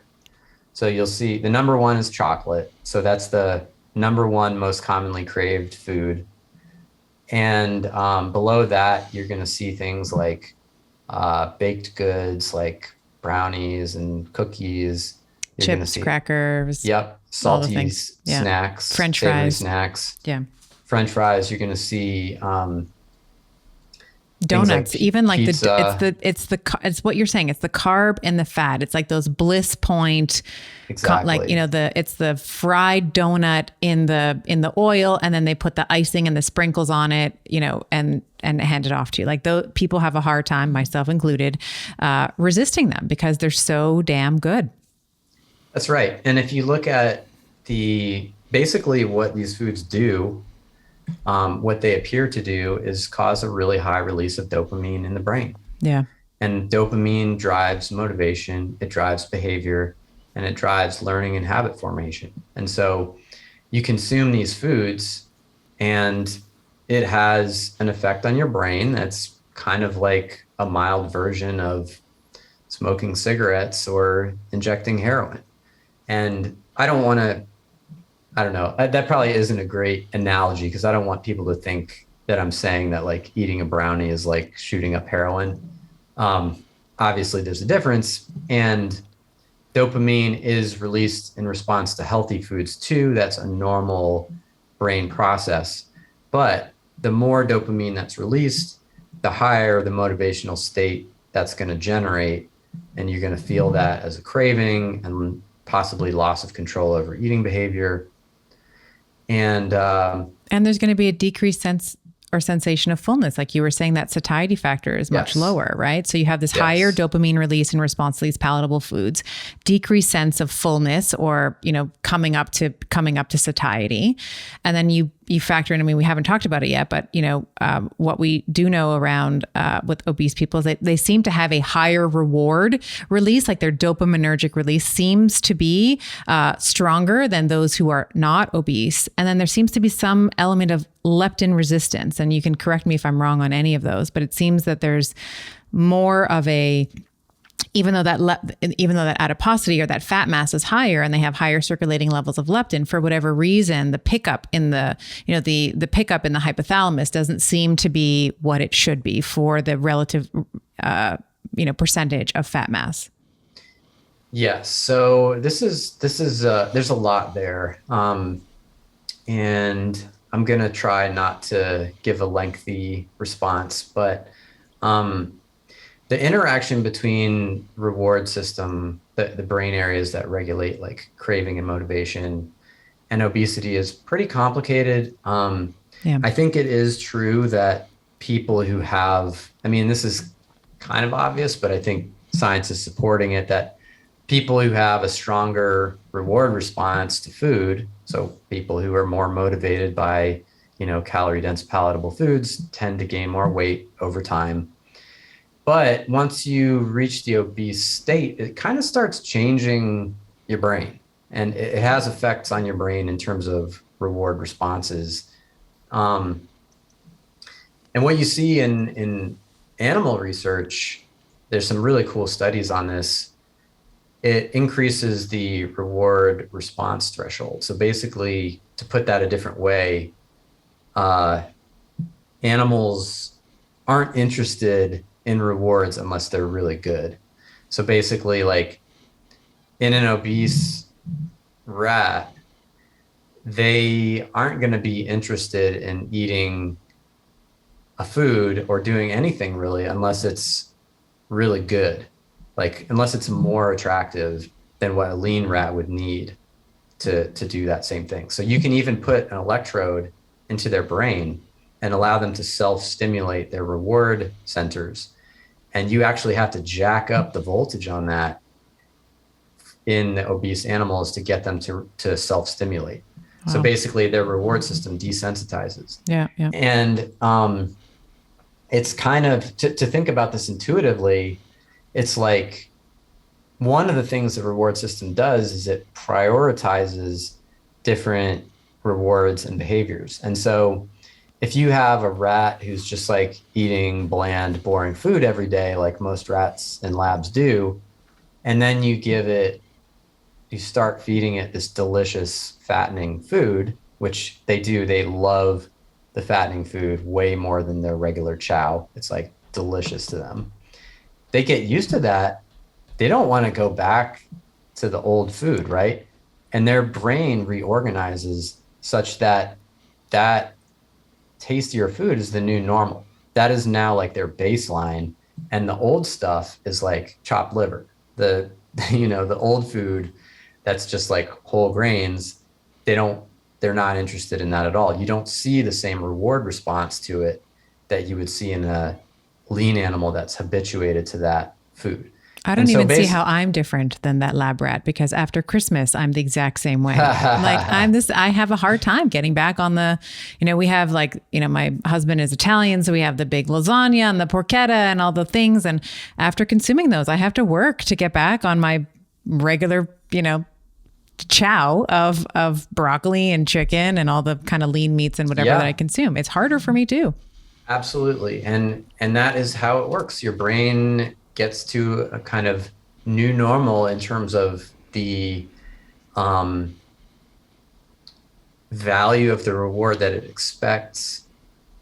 So how, good the food is. And then if you want to go back to stuff that it's less excited about, it's just not going to be real excited about it. Mm-hmm. So these studies do suggest that the brain will be able to readapt after a while once you put animals back onto their old boring food. That hasn't been demonstrated in humans. I suspect we're talking about rodent studies. Obviously we have to be careful about how we extrapolate. Sure. But these systems are really very highly conserved across species. These are really old systems that have been around for like over 100 million years. And so I think that, if I had to guess, I would say all of this is probably very much happening in humans, but that needs to be confirmed. Well, my N of 1 tells me that it's at least happening in me after Thanksgiving and definitely after Christmas. It corresponds with our experience, right? It seems to correspond with me as well. Yeah.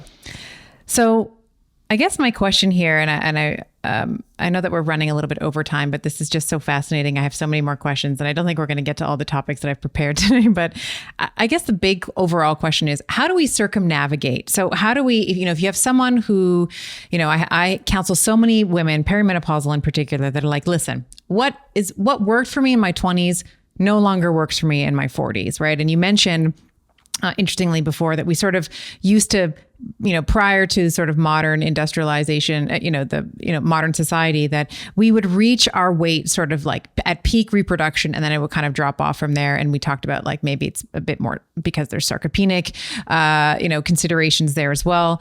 But what I see with my women is that we are definitely getting fatter, let's say, or the percentage of fat is increasing, that creep, let's say, over time. And I ask this because there are, I talk about like kind of basics like sleep and, putting a little bit of barriers between, like, if you just die for Doritos, then you can allow yourself to have them, right? Because there's also, we haven't talked about disinhibition, but if you have one piece, one chip, let's say, or one Dorito, and you're like, you get what I would call the case of the fuckets, and you're just like, forget it, I'm having the whole bag. But if you remove the ease of, or the barrier of entry, let's say, and you say, okay, I can have Doritos, I can have them whenever I want, but I just have to get off my butt and go to the gas station and I'll buy myself a single serving of Doritos. So there are things that we can do, like, prevent, like ease of entry or ease of access, let's say, prioritizing sleep. Are there, and I'll say this because recently, the Kardashians, unfortunately, are sort of everywhere and you can't get away from them. But two of the sisters, it seems like there's some speculation that they've gone through a partial sleeve, like a gastric bypass, because they've both lost. Kim, and I forget the other one's name, but she's blonde, has lost a lot of weight. Like, they've lost a rapid amount of weight in a very short amount of time.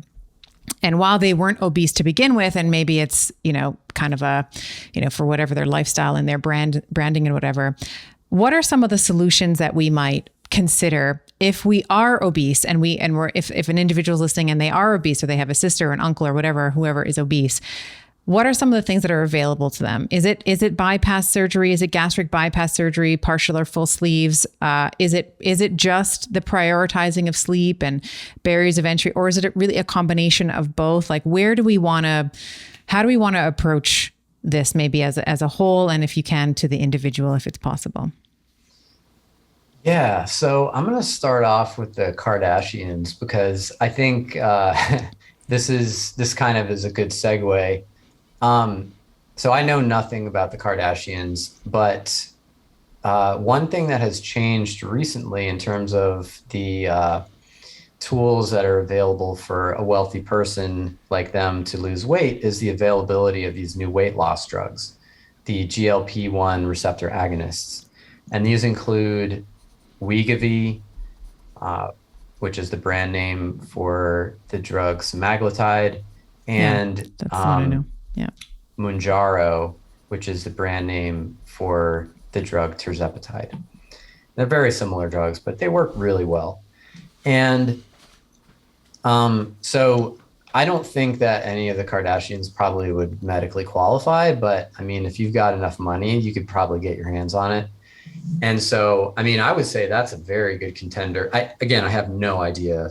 I don't know anything about them, but I would say that's a very good contender for what might have happened there. So you think it's more of a medication-induced weight loss versus maybe a sleeve or something like that? Yeah, knowing nothing about the situation, that would be my first guess. I don't either. I'm just so we're clear, I don't know them or treat them or speak to them. It's just my observation of like a very rapid weight loss in a very short amount of time, which would be, it seems super physiological. It doesn't seem like it's done naturally. I mean, if you don't have obesity, I don't think there's a surgeon. If you don't have obesity and don't have other medical indications for bariatric surgery, I don't think you could find a surgeon who would do bariatric surgery on you. At least, I mean, you'd have to go like probably to the bottom of the barrel of like the most like disreputable foreign surgeon you could possibly find to even have a chance. I mean, that would be like just nonsense. On the other hand, these drugs, I think, would probably be a lot easier to obtain. And like thinking from the perspective of the individual too, like bariatric surgery, that's a major abdominal surgery. I think, putting myself in their shoes, I think these drugs would look like a much better option Right. than having major abdominal surgery to lose like, I don't know, 15, 20 pounds. Like, yeah. So, I mean, again, I know nothing about them or what they're doing, but certainly that would be my guess. Um, and so, okay, so you asked for someone with obesity, what should they be doing? I think, I'm going to broaden the question a little bit because I think we can basically divide this into two different types of people. People who don't have obesity, who maybe just want to lose a few pounds or prevent weight gain, and then people who actually have obesity and may face other health challenges like type 2 diabetes or joint problems or whatever else related to that. What should they do? Because I think those are two very different scenarios. I think for someone with obesity, I would highly recommend seeing an obesity medicine specialist if you're able to do that, because um, those people are going to be way more knowledgeable than your typical general practice physician in terms of how to treat obesity. Your regular GP does not have the tools to treat obesity. And that is starting to change, but right now they are just not going to have the best tools that are available. And so I'd highly recommend that if you can. And the tools that we have today for obesity are really good. Like I wouldn't have said that 20 years ago, maybe not 10 years ago, but today they're just way better than they used to be for treating obesity, both in terms of the excess body fat itself and the health consequences of that excess body fat, like type 2 diabetes. And so we have, basically one strategy you could consider with your doctor is you could start with behavioral weight management, which means like diet and lifestyle, exercise, see how it goes. And then if that doesn't get you to where you want to be, escalate to something more intensive. So you could consider these new medications like semaglutide, tirzepatide that I was talking about. These are great drugs. Like I'm going to sound like a shill, but I I have no conflicts of interest whatsoever with pharma. I just think these are great drugs, and they cause way more weight loss than previous weight loss drugs. We're talking about 15 to 20% loss of body weight in people with obesity, and the side effects in terms of health outcomes appear to be mostly positive.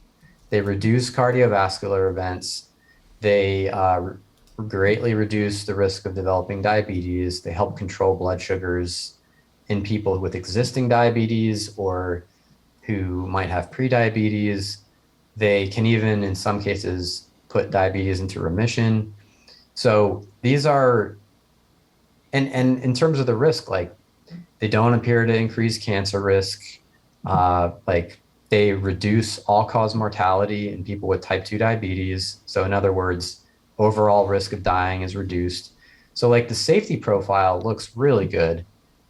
The main drawback in terms of side effects is they cause gastrointestinal problems when you first are ramping up. So people can get nausea, diarrhea, um, constipation, things like that. Usually those go away once your body adapts, but in the beginning, those can be pretty bothersome. Very few people actually discontinue as a result of these side effects. So for most people, they actually really like being on these drugs, and the side effects are minimal after a certain period of time and very much viewed as worth it by both the patient and the doctor. So that's my kind of overview of those new drugs. They are very expensive in the US and not all insurance pays for them. In Canada, they're less expensive. I don't know the insurance situation. They're much less expensive in Canada, but still expensive. So that's kind of that's the really new tool, and the last point I'll make about the drugs is that there's like an avalanche of awesome weight loss drugs that are going through the clinical trial pipeline right now. And the landscape of obesity treatment is going to be completely altered by this. In the next like 10, 20 years, I believe we'll be in a very different place with regard to obesity treatment. Then there's bariatric surgery. So bariatric surgery is actually a really great option. So it's actually cheaper than being on these drugs because the surgery is expensive, but in the long run, it's actually way cheaper to get the surgery. It's not reversible, so that's a drawback. If you have problems that result from the surgery, it's hard to walk that back. In some cases, it could be impossible. But these surgeries have come a long way. They're really safe now, and they're really effective. So vertical sleeve gastrectomy and Roux-en-Y are the two common, really effective ones. So I think that's actually a really good option still. But eventually it'll probably be displaced mostly by these drugs. So I would say that that's kind of like, that would be my main thinking on for people who actually have obesity, who want to do something about it, who want the most effective tools available. And yeah, those would be my thoughts. Now, the second bucket is people who just want to lose a few pounds or want to stop themselves from gaining weight. And I think that's the scenario where behavioral weight management, so like diet and lifestyle, is really the tool that's going to stand out the most in that situation. So I think for that scenario, just there are many tools that I think could be helpful. There's a lot of different diets out there, weight loss diets, all of them work to some degree. So I think at a high level, my kind of thinking for, the average person just trying to eat a healthy, more slimming diet is eat foods that's lower calorie density, that is not hyper palatable, foods you can enjoy and that are satisfying, but that are not really pushing those reward buttons in your brain too hard. And try to eat mostly at meals. So not eating a lot between meals and not having food cues in your environment between meals. So you don't want to have stuff on the counter that you can just see and walk over and grab, and that's easy to eat. That is how your reward system gets triggered. Those sensory cues, the sight, the smell, even the location and the context where you've previously consumed foods. Those things, it's like Pavlov's dogs. It triggers those associations in your brain that generates that motivational state. Suddenly you have a craving, you might start to feel hungry all of a sudden, and then it's going to be hard for you not to eat that food. So set yourself up for success. Don't have food around, the sight of it, the smell of it. So that's controlling your food environment. I think that's also really important. And then I think also being regularly physically active, getting restorative sleep, managing stress, those are other things that can make a positive contribution. Great.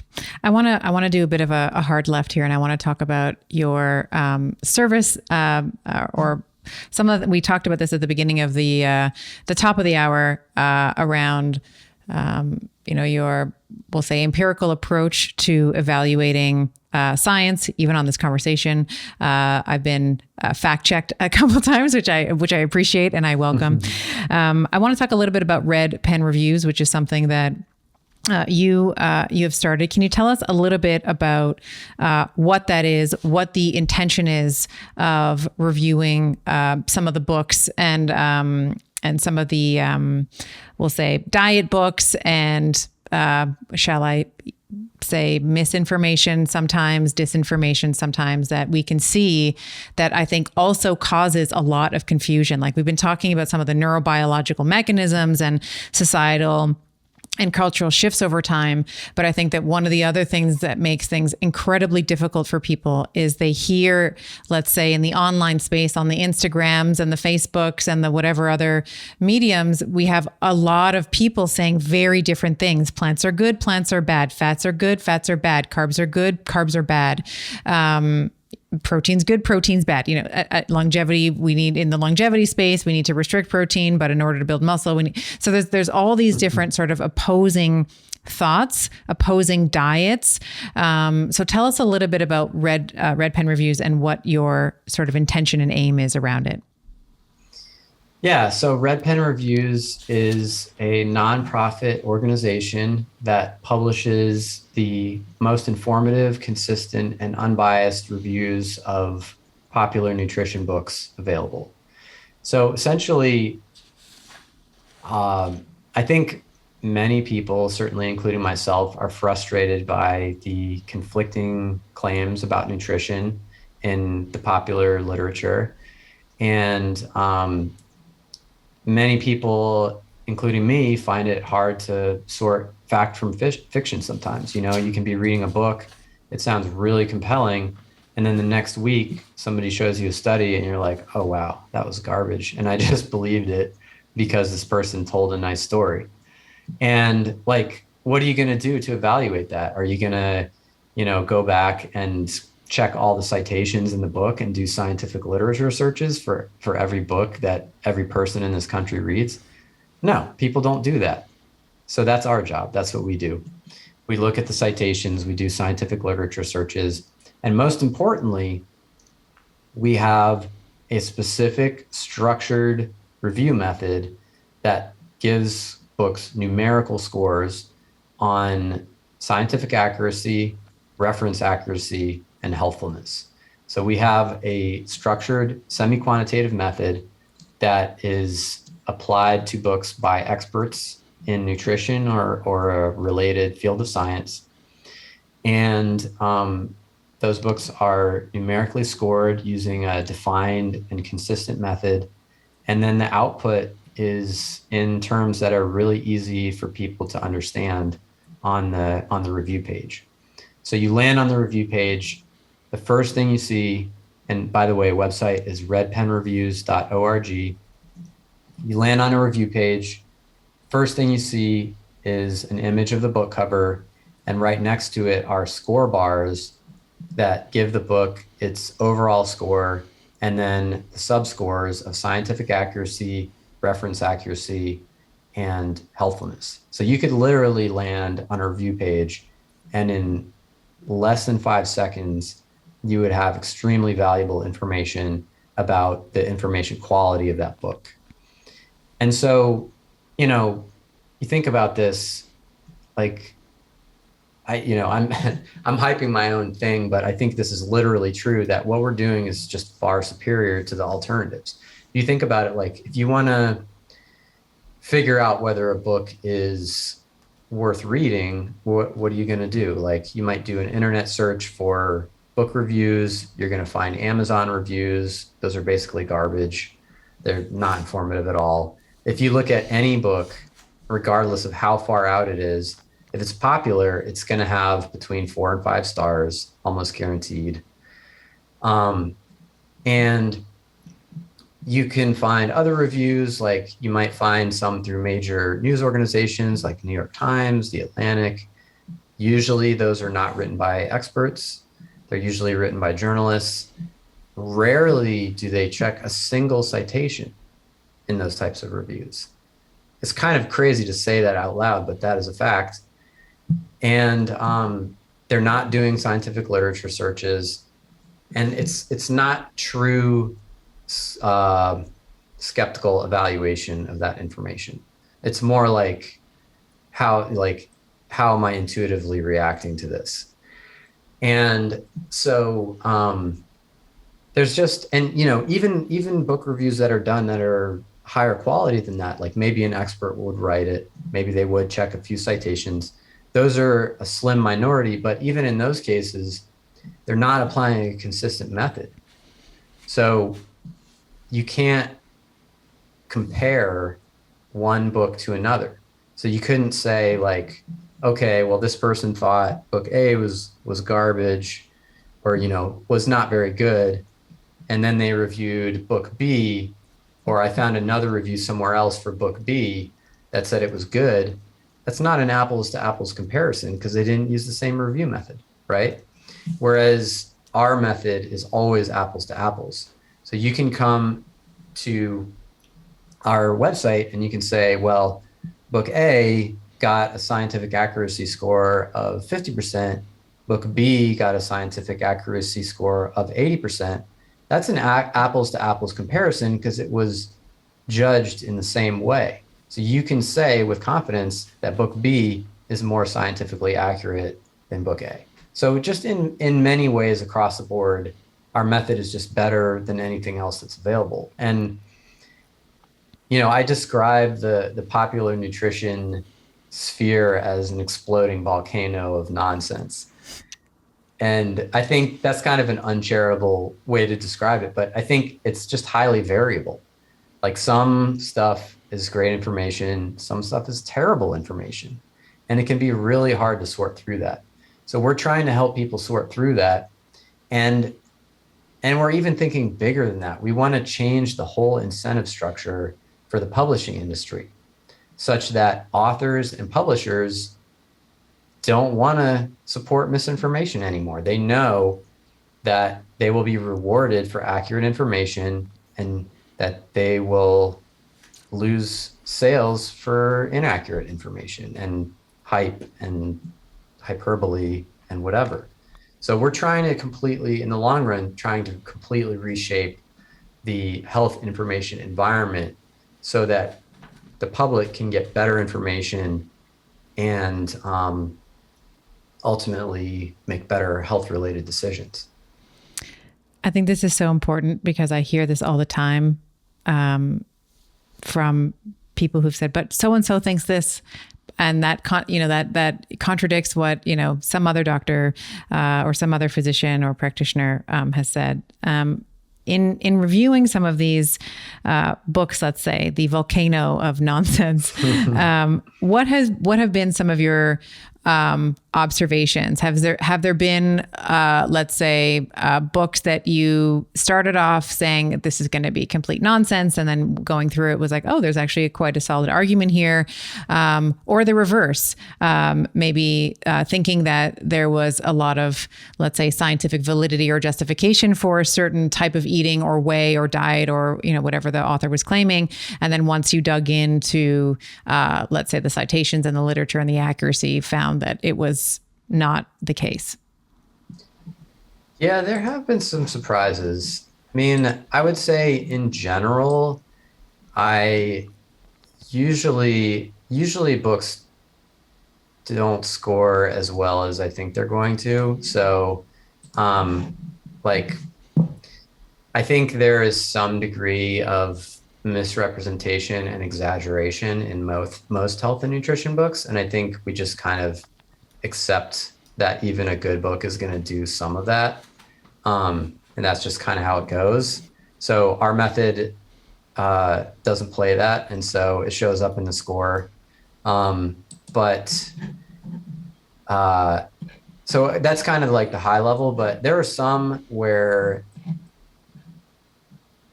there have been surprises. So for example, let's see, the Carnivore Code was kind of a roller coaster ride. So that's Paul Saladino's book. So I went into it, I was the primary reviewer on that. Most of the books that we have reviewed, I am not involved with, but this one I was. I went into it pretty skeptical. Like I didn't think it was going to do well. And then I start reading the book and I'm like, yeah, actually this is kind of making sense. Like a lot of the points he's making are actually pretty compelling. And then when I started scoring it and actually doing scientific literature searches and following the citations, it really didn't hold up at all. And so that was kind of a roller coaster ride for me, where I think that this happens to a lot of us. I got swept up in a compelling narrative as I read the book. when you decide to read somebody's book, you're a captive audience and you're allowing them to be in your brain for a while. And people can be very convincing. And so that, I thought the narrative was pretty compelling. And then it wasn't until I started checking references and doing literature searches and saying, this claim that's being made, is it really representative of the overall body of evidence? And that's when the problems started to emerge. And so for that book, it got a, overall score of 38%, scientific accuracy of 28%, reference accuracy of 60%, which is not that bad, healthfulness of 25%. I was surprised, actually. I put the carnivore diet through a nutrition, nutrient analysis program, this professional dietitian program that has the nutrient values for a bunch of different foods, and you input the foods and it tells you whether it's nutritionally adequate. I was actually surprised at how nutritionally inadequate the carnivore diet is, a purely carnivorous diet, I should say. There were actually a number of nutrients where it was falling short. And that was actually a surprise to me. So yeah, that's one example of some surprises that I had while doing a review. I think it speaks to, and we were talking about this in the pre-chat, as someone who, and I kind of have jokingly said this publicly and privately, as a chiropractor, DC is my, the letters behind my name, if you will, always sort of felt like a second-class citizen in the healthcare space because the cultural authority has always sort of been ascribed to someone with an MD or a medical doctor behind their name. And it seems like, Paul and others, not just, I know you're not just picking on, let's say, Paul, you're just sort of, and you're not picking on him. You're sort of evaluating the body of work that he's putting forward. It can be sometimes that the cultural authority of MD is weighted differently, let's say, than other practitioners who, I've always known that I've always had to work twice as hard or thrice, 3 or 4 times as hard just to sort of be, considered serious and not just like a silly, backcracker or whatever kind of preconceived, schemas you might have about what a chiropractor does. So I appreciate the, we'll say dispassionate, and I don't mean that in a derogatory way, but just like a dispassionate approach to looking at data and sort of separating fact from fiction. Because I've often, even in clinical practice, I've run up several times with other healthcare practitioners, different letters behind their name, and because those letters, let's say, are weighted heavier, in the eyes of the patient. Where I've had a different opinion around what might be, the best course of action for someone. I can't tell you how many times I've had, patients be told that diet has absolutely nothing to do with, obesity. And we were talking about obesity, and it's there's nothing you can do, and maybe you need whatever metformin, or you need whatever it is, whatever the conversation is. And I think that, I tend to be a conservative practitioner in that there's usually some truth to everything. We're not going to get to the carbohydrate insulin model today because we've been going now for about 2 hours. But I really, my whole sort of ramble here is to say that I'm really excited about the work that you're putting out, because it doesn't matter who it is. You're just evaluating the body of work that they're putting out and how useful or unuseful that might be, and how that might contribute. I know we hear this word a lot now in the sort of COVID era of misinformation and disinformation, but I think that also exists in the nutritional space ad nauseum. There is a lot of things that don't make sense that are touted as gospel in some ways. And in some way, I've talked about this on other podcasts, but in some ways it seems like nutrition has replaced religion. We've been talking about sort of, societal trends. And one of those trends has been away from the church. And we seem to have replaced religion and our affinity with groups such as religion, with nutrition. Like, I'm a vegan, I'm a carnivore, I'm a keto, I'm a paleo, I'm a this, I'm, whatever words. And we adhere to them in lieu of blatant information that would suggest that maybe this is not the best thing for the individual at the individual level. Yeah, I mean, it's tribalism, psychologically, right. We're tribally oriented, and we like to find tribes, and we have beliefs associated with those tribes, and we stick to those beliefs and defend them because it's about defending the tribe and the ego that's linked to that. And so, yeah, absolutely. And I think the closer a topic is to identity, the more it triggers those kinds of things. And so you see religion, you see politics, and diet. This is what my dad said to me. He said, religion, politics, and diet are the three biggest things that people have irrational beliefs about and get worked up about because of that link to personal identity. Mm-hmm. And I think there's some truth to that.